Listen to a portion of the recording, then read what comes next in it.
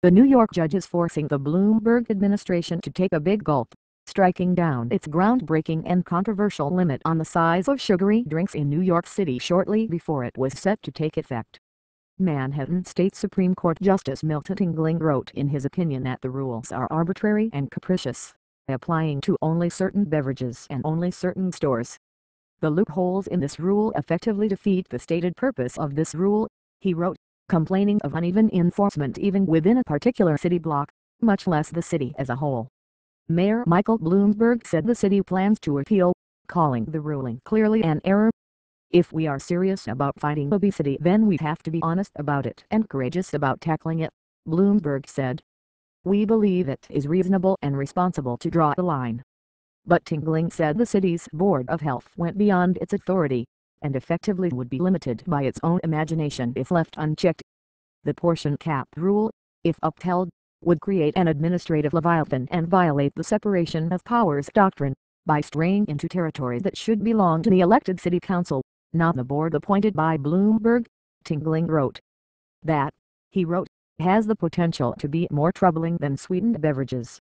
In the wake of the ruling, the American Beverage Association said the decision provided a sigh of relief to New Yorkers and thousands of small businesses in New York City that would have been harmed by this arbitrary and unpopular ban. The City Board of Health approved the measure in September.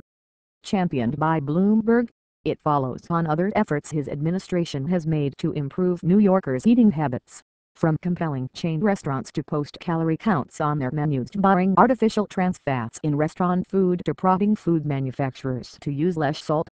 The city has said that while restaurant inspectors would start enforcing the soda size rule in March, they wouldn't seek fines, $200 for a violation, until June. Soda makers, restaurateurs, movie theater owners and other business groups sued, asking a judge to declare the measure invalid. In February, they asked Tingling to bar the city from enforcing the regulation while the suit played out. City officials have called the size limit a pioneering move for public health. They point to the city's rising obesity rate, about 24% of adults, up from 18% in 2002, and to studies tying sugary drinks to weight gain. Care for obesity-related illnesses costs government health programs about $2.8 billion a year in New York City alone, according to City Health Commissioner Drive Thomas Farley.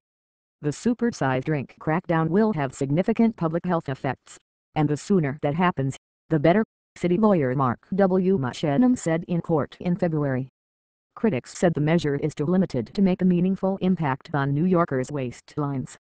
But they said it would take a bite out of business for the eateries that have to comply, while other establishments still will sell sugary drinks in 2-liter bottles and supersized cups.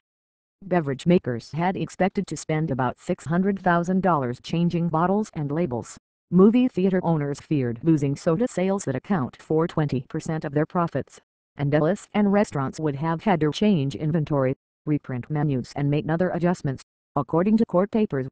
These are costs which these businesses are not going to be compensated for, and the money will be wasted if the court ultimately nixes the law, James E. Brandt, a lawyer for the American Beverage Association and other opponents, told the judge in February.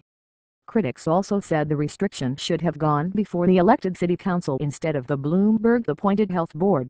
The city says the panel of doctors and other health professionals had both the authority and expertise to make the decision,